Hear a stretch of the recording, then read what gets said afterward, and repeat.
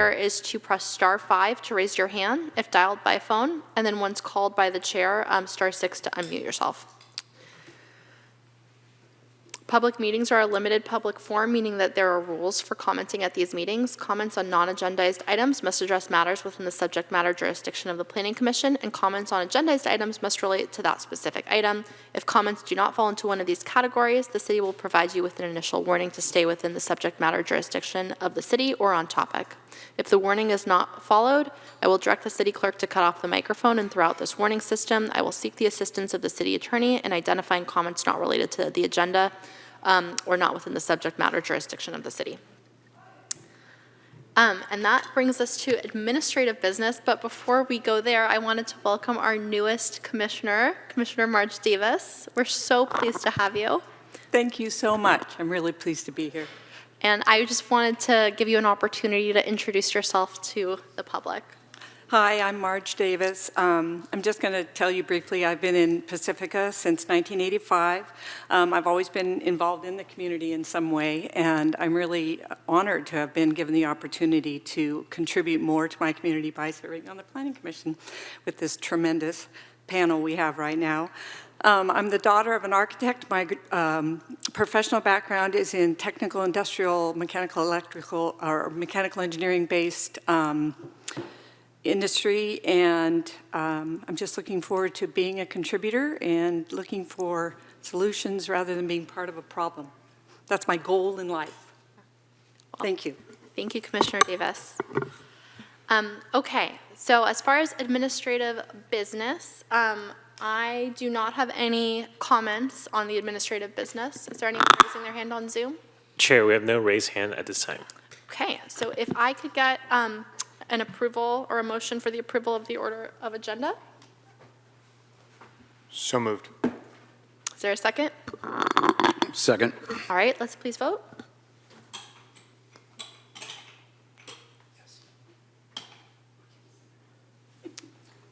Oh, whoops. Would you like to revote?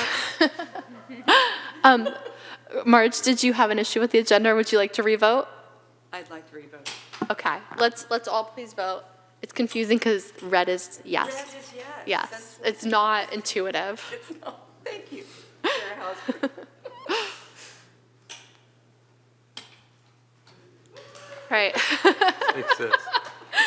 And that motion passes. Okay, that brings us to approval of the minutes. We have 3, September 16th, October 7th, and March 3rd. Some of these were very complex minutes, so I am happy to take them one at a time. And then, Commissioner Davis, since you were not yet on the commission, would you like to participate, or do you plan on abstaining? I plan on abstaining. Okay. Thank you. All right, so with the 6 of us left, I will take a motion on one or all of these meetings or any comments.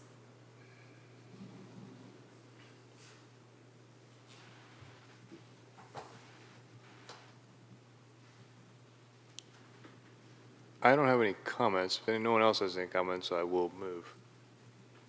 I move to approve the minutes as noted. Okay, and for avoidance of doubt, that's September 16th, 2024, October 7th, 2024, and March 3rd, 2025. Yep. Okay. Is there a second? I'll second it. Okay, let's please vote.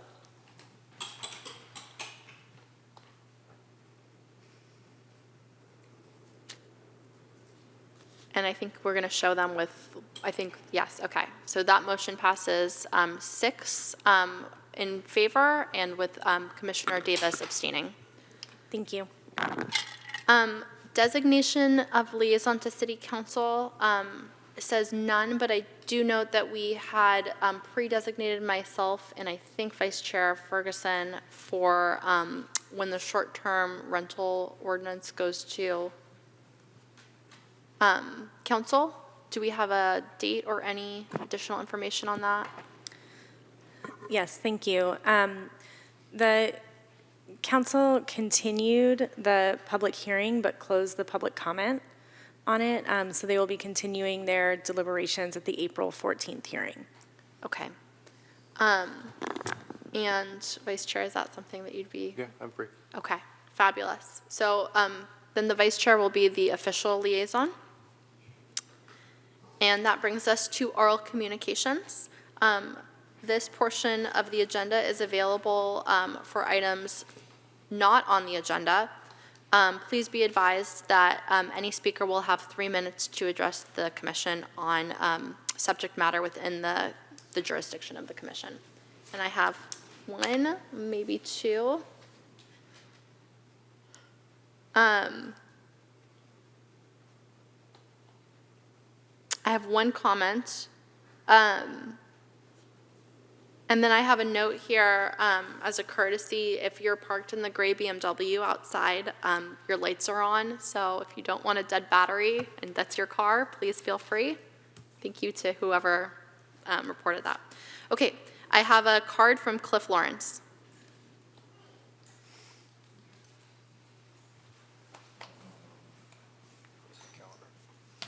Good evening, Chair, Vice Chair, and Commission members.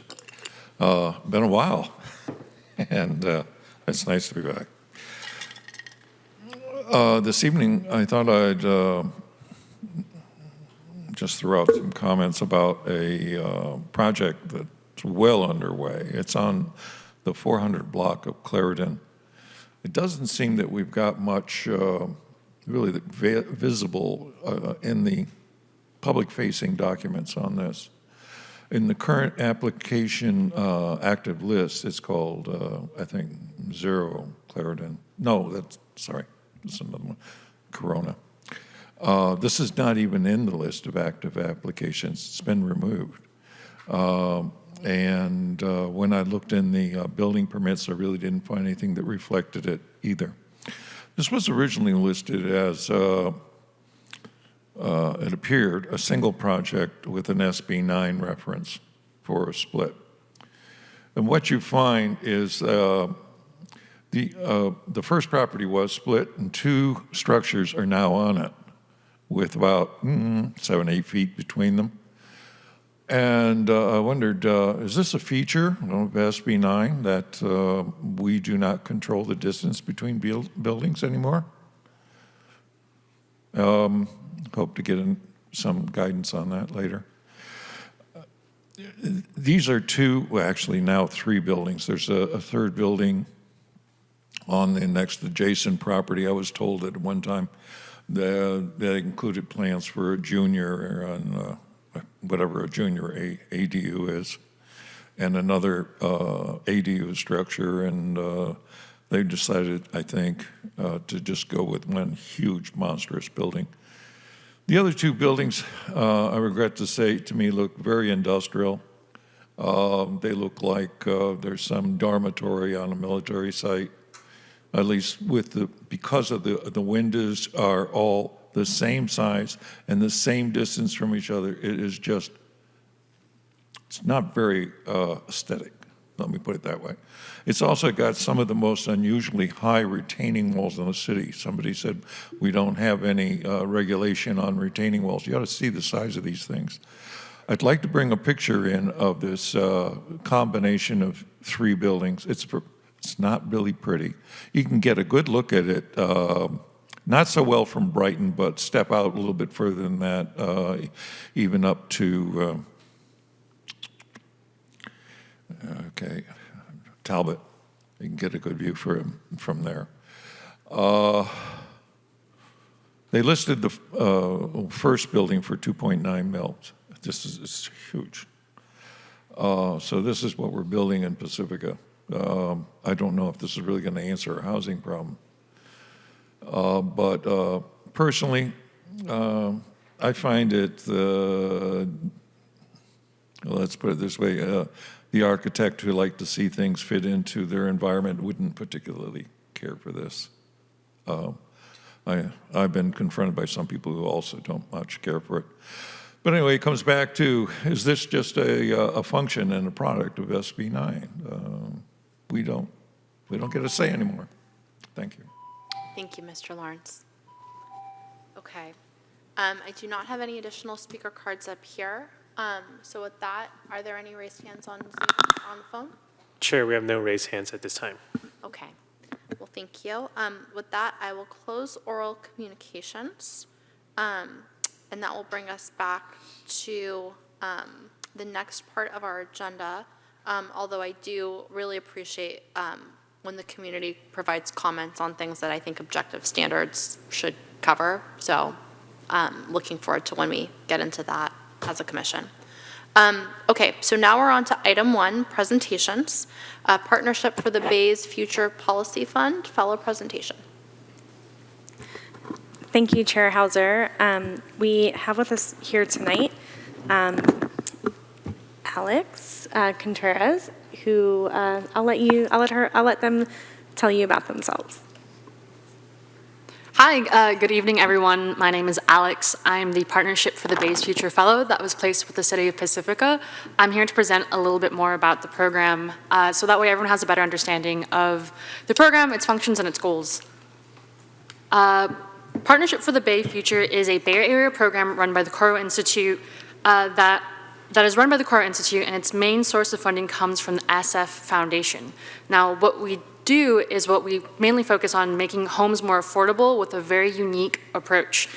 I'm part of the first approach, which is we work to advance policy changes that protect residents and improve affordability. And the second branch of PBF focuses on financing, in which they invest in building new and rehabilitating existing affordable homes, always through a lens of racial equity and economic inclusion. So myself, the fellow, how the program works is that a fellow like myself is placed with a local jurisdiction, so in this case Pacifica, along with other community partners. Our community partners with Pacifica is the Pacifica Resource Center and Heart of San Mateo County. In my work, I'm going to be supporting the nonprofit community partners to help co-create policy with the city and engage in advocacy for change. A main purpose of this program is to strengthen successes across the community groups and government partners so that way we can learn from each other and offer better technical assistance to each other to realize our policy goals. And so back to a little bit about PBF and how do we accomplish that very ambitious mission. Through the Policy Fund, which is the part of the PBF program that the city applied for, we support policy solutions to stem the tide of displacement and preserve and produce housing. And then the second arm, which is the family loan funds, which increases housing supply through responsive and creative financing. These are managed by the San Francisco Foundation, and the policy funds builds the capacity and networks required for local policy change by working with community groups to help them bring the voices of renters, people who have been excluded from the table historically, and people of color, and bring them into the policy process, helping local governments create and successfully implement policies that then enable more Bay Area residents to stay in their homes and in their communities.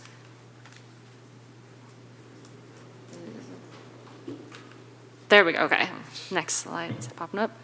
A main purpose of my role is to help deepen the relationship between the government and the community. I essentially act as a community liaison, working with community partners and the government to help co-create policies that addresses everyone's needs. With this inside-outside strategy that Coro loves to talk about, we showcase how insiders, the government, city staff, employees can work with outside advocates, as outside advocates can collaborate with inside groups to pass equitable policies. And so here's a little bit more about our elements. Let's see. Oh, it skipped a slide. Let's see if we could get back. There's just a slide missing. But that's okay. Basically, the slide that's missing that's not presented right now goes over elements of success that the program's measured by. Increased collaboration with community partners, flexibility and focus on the resources that we have, creating very strategic local initiatives that address unique housing problems, and bringing equity goals to life. And so a little bit more about the program's impact. That slide is also not popping up. For whatever reason, the slide is not showing, but this slide, okay, we're gonna. We could just take a quick pause. Absolutely. I'm gonna it's almost like it was there and then here. yeah.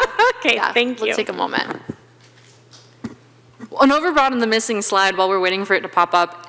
goes a little bit into what the Bay Area, the Partnership for the Bay's Future has done in the past couple years. I am a member of the third cohort, so this is the third program of Partnership for the Bay Future. Each program lasts for 2 years, so I will be working with the City of Pacifica for the next year and X months, and these are a list of the unique programs that have been accomplished and unique local initiatives that have passed. I would love to get the slide up so that way you could see a list. But some concrete numbers we have is over 4 nonprofits established throughout the course of these cohorts, over 73,000 tenants protected through various tenant protection ordinances. Let's see. Hopefully this slide comes up.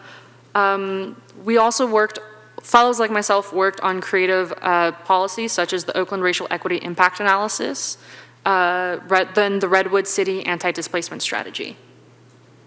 So these are all examples of what past cohorts have done and worked with their local jurisdictions and community partners, and the people that they've been able to protect and keep in their homes.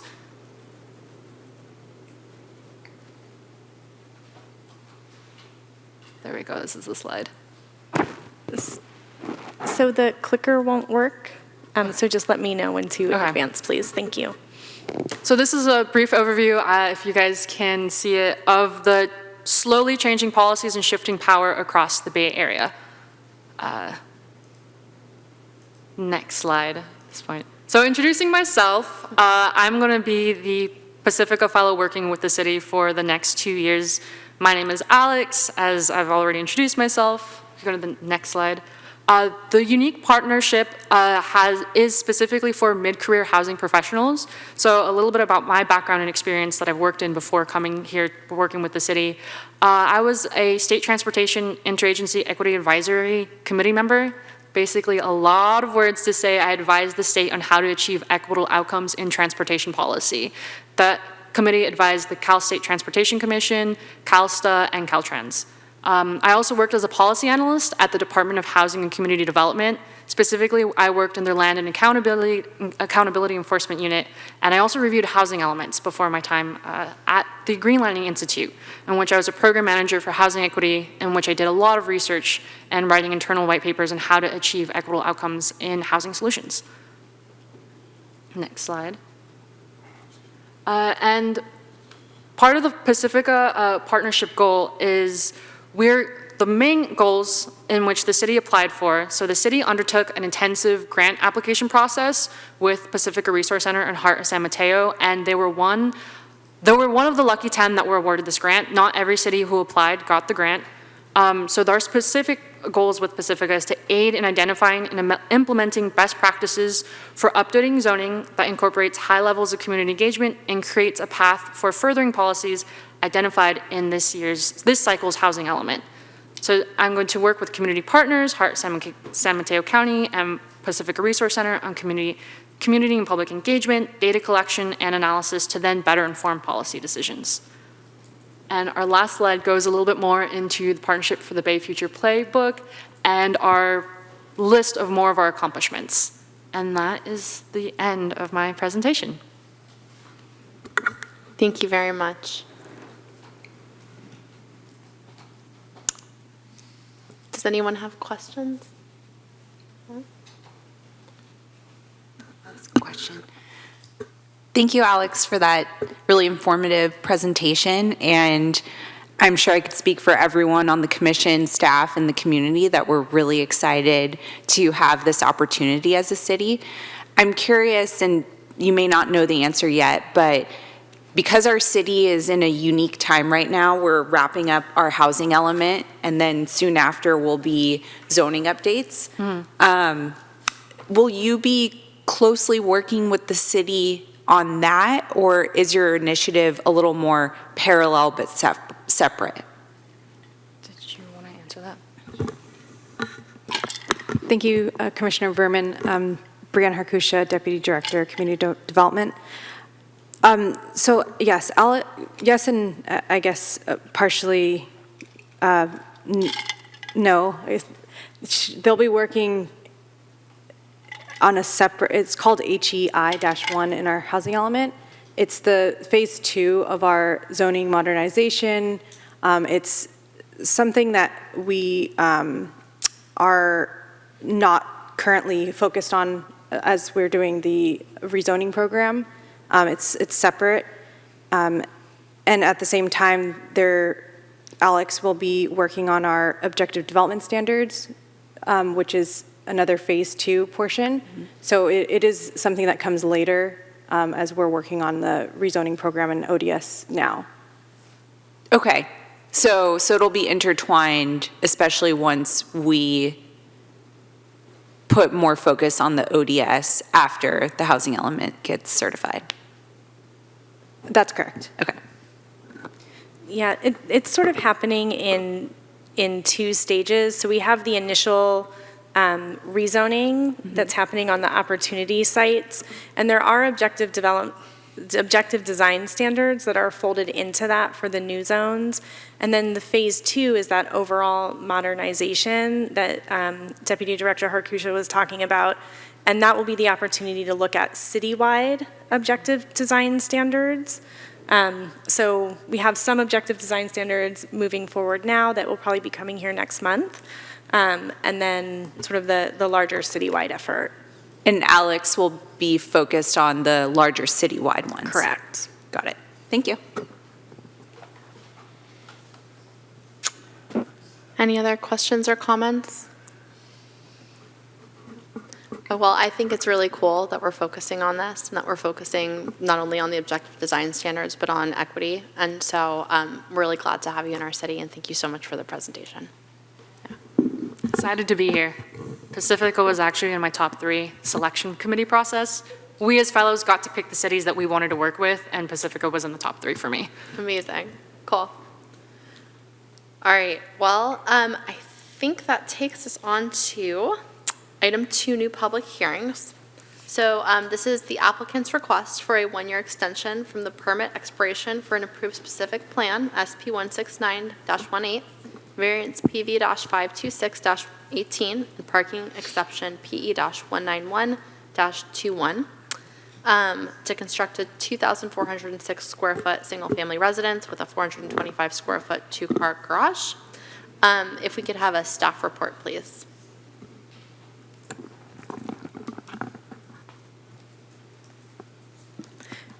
We're having technical difficulties with this one as well. Sure. If we could just pause for 1 moment while Absolutely. I try to reload it. Why don't we take a 5-minute recess? Yeah? Let's take a 5-minute recess. It's 7:27, and we'll reconvene at 7:32. Candy break. Yeah, exactly.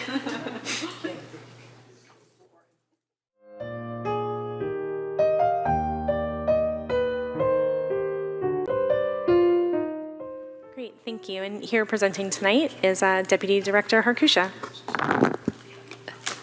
Thank you. Good evening, Chair Hauser, Vice Chair Ferguson, and members of the Commission.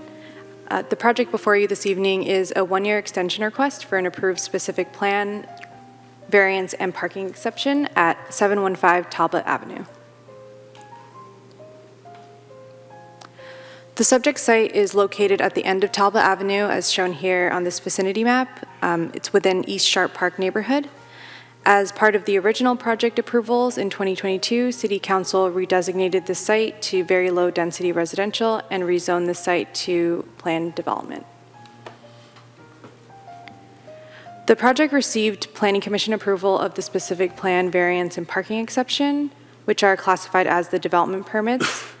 The applicant is requesting an extension of these 3 permits, and staff has analyzed the request to confirm that the circumstances considered during the initial project approval have not materially changed. The applicant submitted a building permit in 2022, and as of recently observed, the permit has a status of permit ready to be issued. Fees are due. So since this project's approval, the land use regulations have remained the same, and not significant development has been permitted to or constructed in the vicinity of the project.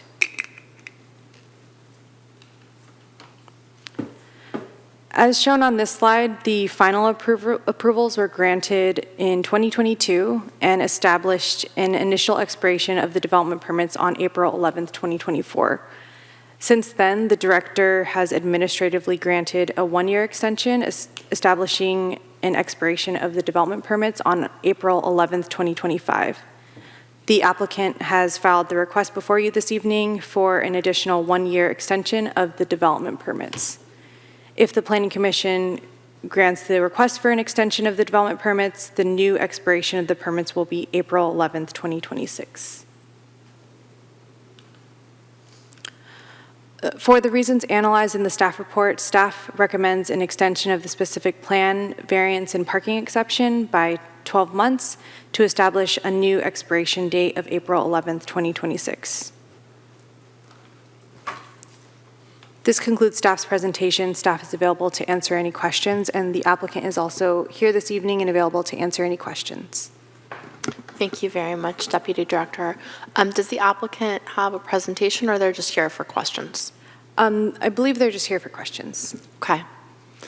Does anyone have questions for staff or the applicant before we open it up to the public for comment? Okay. Save questions till after public comment. Totally fine. Okay. So with that being said, we are going to move to public comment. I have one speaker card from Kurt Keast. Kurt, you may come on up. You have 3 minutes. Hello, Commission. My name is Kurt Keast, and my wife and I live at 630 Talbot Avenue, just below where the proposed house is. And I come here representing not only ourselves, but all our neighbors who strongly support this extension. This house and the family trying to build it has been a long project, and because of the extenuating circumstances of the economy, and we're all aware of things going on, this project was supported by us previously and is now again supported by us. So we ask that you allow Brandon Murphy and his family to go ahead and build this straightforward single-family home so they can join our neighborhood and be next to the kid's grandfather. So please move forward with your extension. Thank you very much. Thank you very much, Mr. Keast. I don't have any other speaker cards, so are there any raised hands? Chair, no raised hands at this time. Okay, so with that, we will close the public comment and bring it back to the commission for any questions, deliberation, a motion.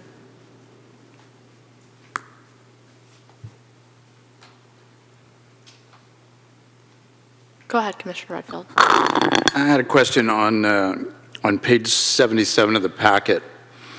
It mentioned PG&E coordination for the gas main replacement. And I was curious on the hangups, if the applicant can speak to that or staff would speak to that.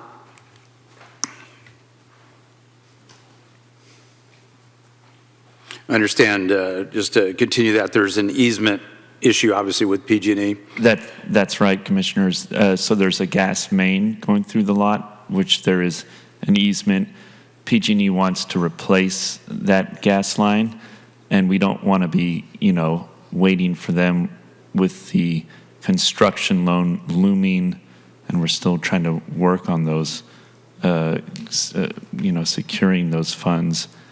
We've heard a lot of stories with PG&E holding these projects up, so we're in communication with them that they could do the work first.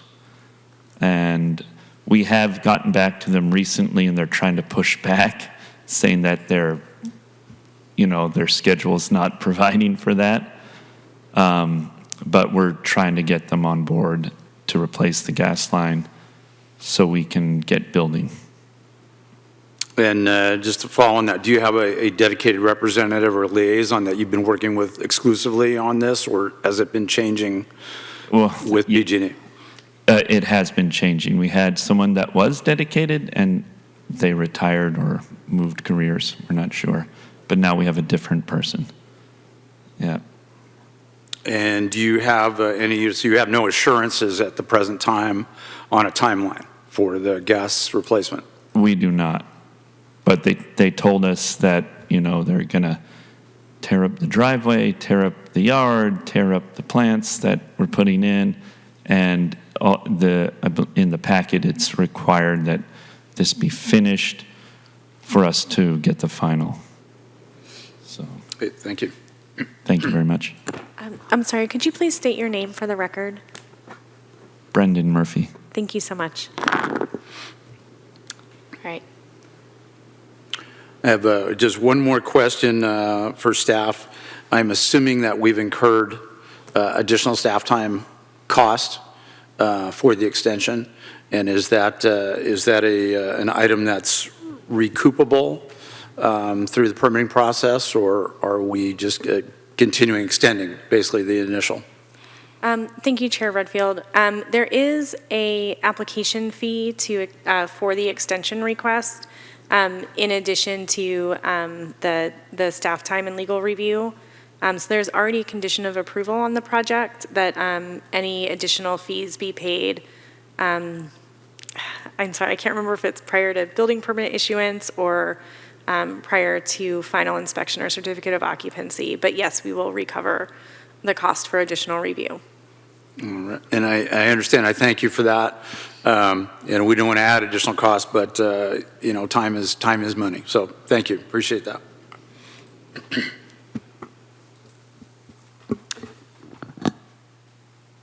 Well, I'm not seeing any deliberators. Commissioner Berman? I'm ready to make a motion Please. if there's no other. Okay. I move that the commission extends specific plan SP 16918, variance PV 52618, and parking exception PE 19121 by 12 months to establish a new expiration date of April 11th, 2026. Second. All right, let's please vote.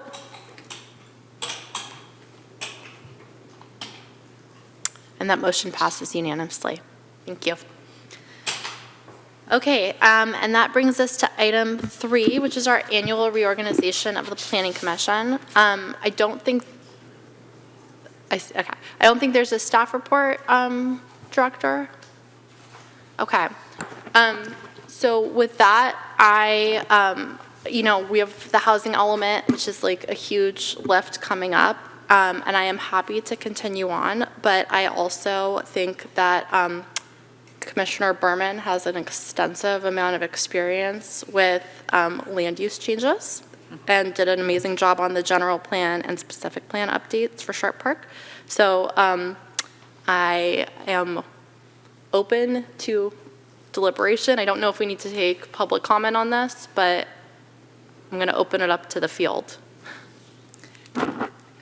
Thank you, Chair Hauser. I'm honored to get the nomination, especially from you, who I was going to nominate for the same reasons, because, over the past 2 years, as you led us through probably some of the most challenging items that I've seen on my 2 terms here, you have just done an outstanding job, and your both breadth and depth of knowledge in zoning, ordinances, state law is so much more expansive than mine.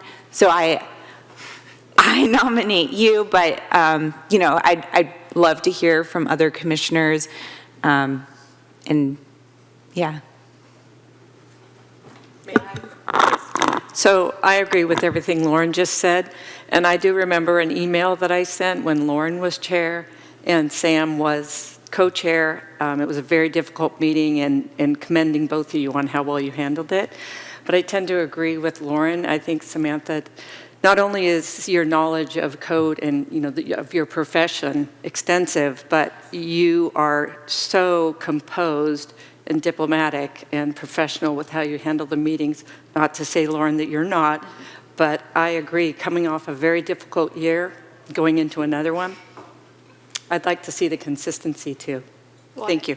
I really appreciate that.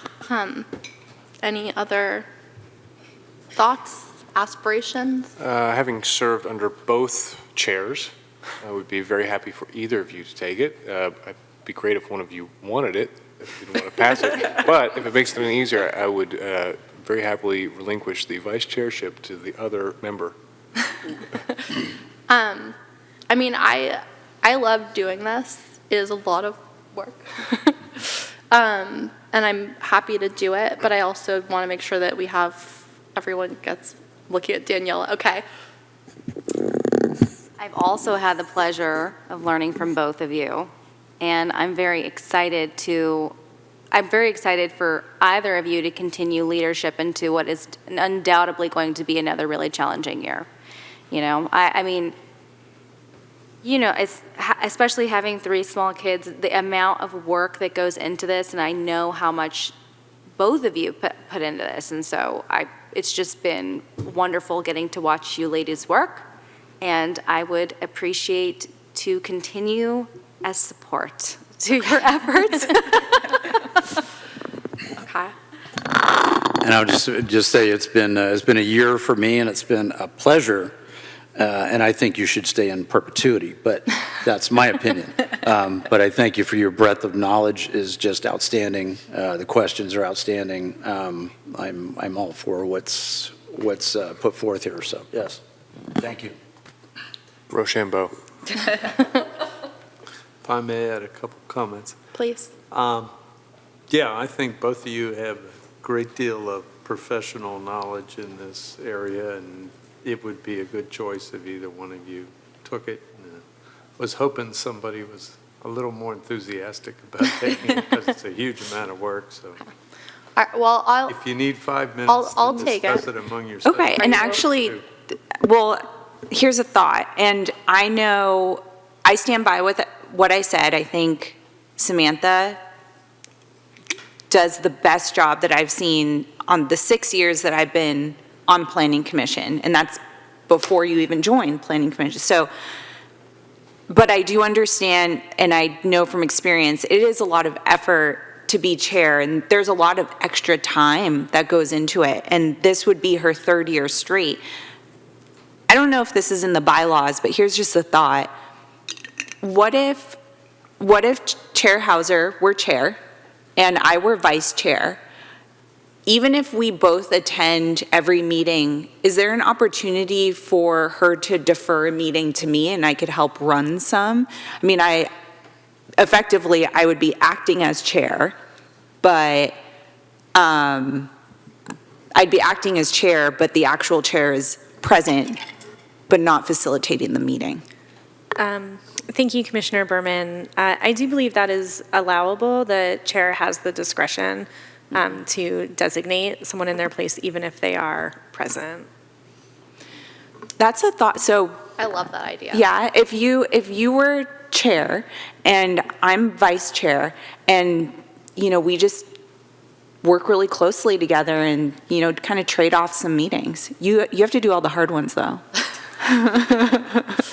I mean, I think where I would love to keep the continuity is like the ODS and the housing element stuff. And I would really appreciate I love the idea. The ODS and the housing element things are what you thrive in, and sure, I have an understanding of them, but I mean, I'm not as expert in those items as you are.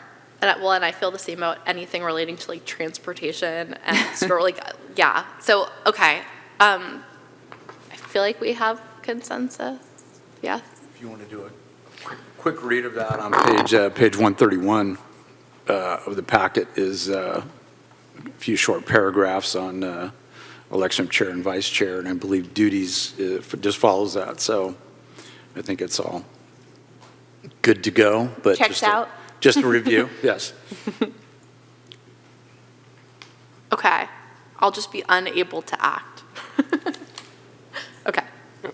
I would move that we nominate Chair Hauser to remain chair for next year with Commissioner Berman as her vice chair. That's it. We'll let you guys work out the rest between each other. I second. Okay, please vote.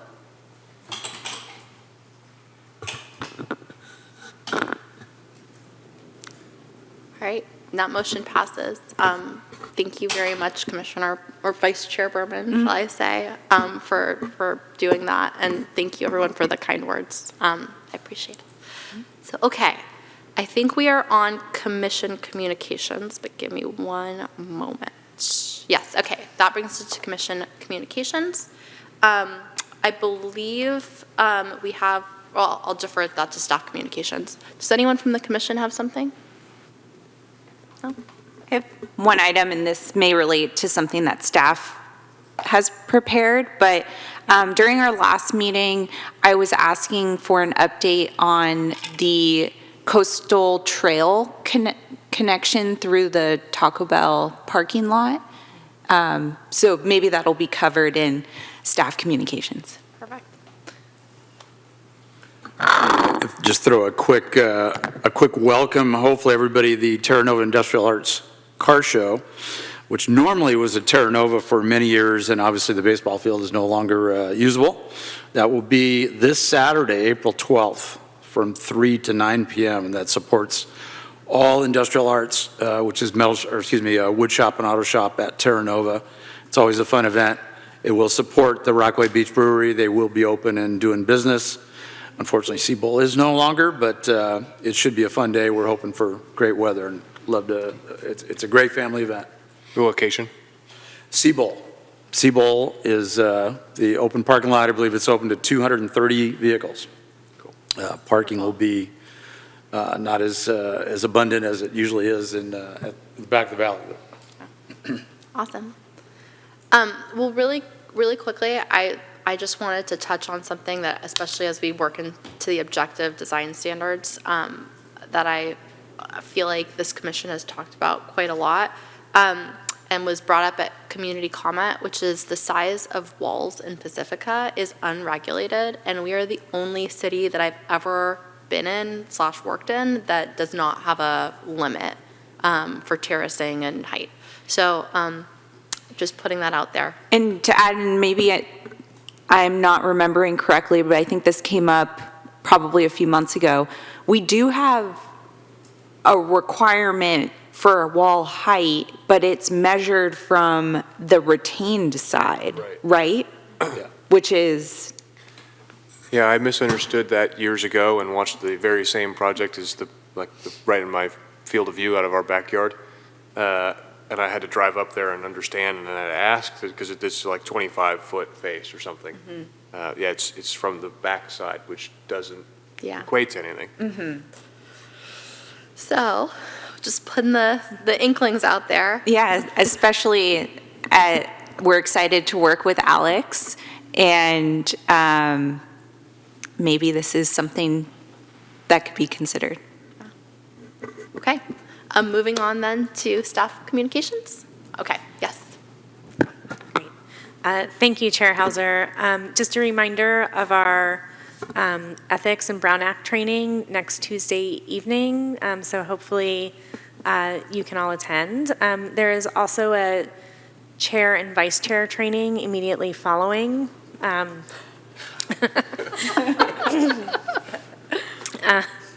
If you can't find the information in your email or from the city clerk, please reach out to me. I'd be happy to send that again, and look forward to seeing those of you who can attend there. And then my second communication is to answer Commissioner Berman's question about the Taco Bell and the connection to the trail.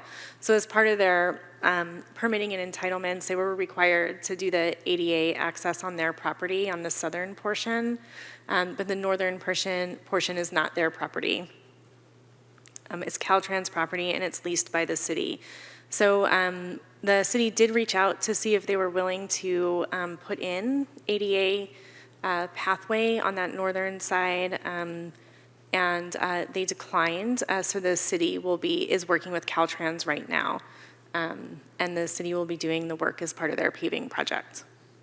Okay, so Was there a boundary survey performed to know exactly where that boundary line lies? Because I know that was also part of the discussion when we reviewed Taco Bell's application, that there wasn't a clear understanding of where either property line lied on the south or the north.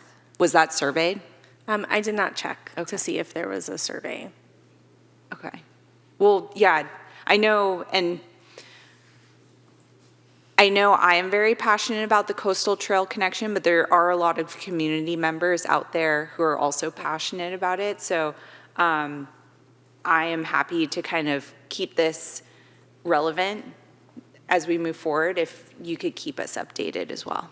Yeah, absolutely. And like I said, Public Works is currently working with Caltrans right now. And then we'll be doing that as part of their paving projects. Thank you. You're welcome. I'm glad that it's on the projects because it is a general plan goal. It is. Yeah. It is. Cool. Okay. Well, fantastic. Congratulations again to Commissioner Davis for your first meeting. Would you like to honorarily make the motion for adjournment? I would love to, thank you. I motion to adjourn. Second. All right, let's vote. All right, we are adjourned. Thanks, everybody. Very good.